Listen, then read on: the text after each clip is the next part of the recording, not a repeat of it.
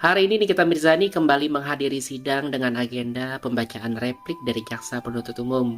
Sidang berjalan kondusif, tapi ada beberapa poin penting yang wajib sahabat channel pahami. Nah, sahabat channel, netizen channel sudah merangkum beberapa poin penting dari replik jaksa penuntut umum hari ini. Pertama, jaksa menegaskan kewenangannya sebagai dominus litis, yaitu pihak yang sah menentukan arah dakwaan termasuk perubahan pasal ya, dari pasal 368 KUHP menjadi 369 ayat 1 KUHP. Artinya ini dianggap bukan pelanggaran menurut versi jaksa. Kemudian terkait eksepsi Nikita Mirzani yang dianggap tidak relevan dibahas saat ini.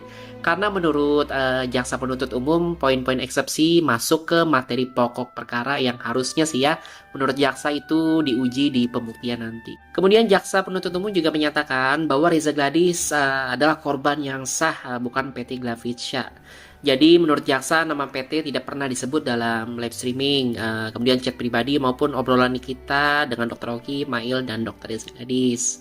Kemudian relasi hukumnya disebut antara Nikita Mirzani dan Dr. Reza Gadis secara pribadi, bukan antara Nikita dengan PT Glavica. Selanjutnya jaksa penuntut umum juga menggunakan dasar hukum pasal 108 KUHP. Di situ dikatakan bahwa siapapun ya yang melihat, mengetahui, dan mengalami tindak pidana boleh melaporkan. Sahabat channel, jadi walaupun jaksa berdiri kuat ya di atas hukum acara dan berpegangan pada hak dominus litis, serta pasal 108 KUHP, kita tidak bisa tutup mata ya dari substansi inti kasus ini. Mari kita uji logikanya. Pertama, jaksa penuntut umum menyatakan bahwa Dr. Reza Gladys sebagai korban sah karena tidak ada penyebutan PT Glavica di obrolan atau komunikasi. Namun dalam realitas bisnis dan hukum korporasi, tidak semua kerugian secara langsung kepada entitas perseroan atau PT harus disebutkan eksplisit. Justru disinilah kita harus cermat sahabat channel. Apakah benar kerugian milik pribadi Dr. Reza Gadis atau milik entitas usaha? Kemudian kedua, ancaman yang berbunyi kredibilitas dokter akan hancur itu menjadi sorotan ya.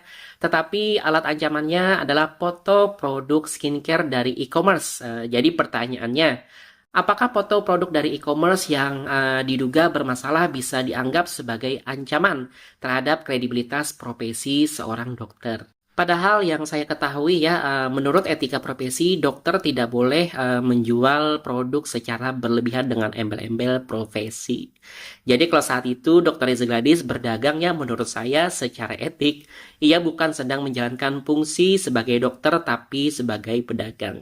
Ketiga, jadi posisi Dr. Reza Gladys sebagai komisaris atau promotor produk juga perlu diuji sahabat channel.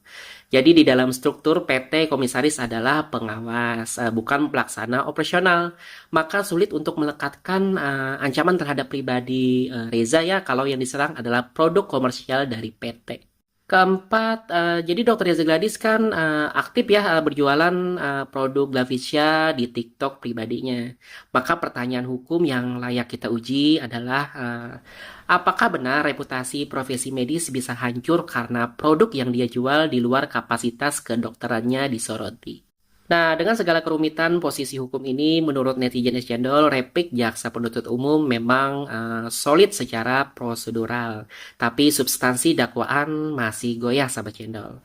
Jadi tantangan utama JPU adalah membuktikan bahwa Dr. Reza Gladys betul-betul korban secara personal, bukan hanya representasi dari kerugian entitas bisnis. Sebaliknya, tim kuasa hukum dari Nikita Mirzani ya memiliki ruang pembelaan yang cukup logis untuk mengaburkan hubungan langsung antara alat ancaman dan profesi dokter. Karena pemerasan harus bersifat personal sampai cendol dan langsung dan nyata ya, bukan asumtif berdasarkan reputasi yang belum tentu berhubungan erat dengan tindakan pengancaman. Sahabat Cendol, mari kita ikuti terus perkembangan kasus Nikita Mirzani ini dengan kepala dingin dan pikiran kritis. Tunggu piti-piti netizen es Cendol selanjutnya.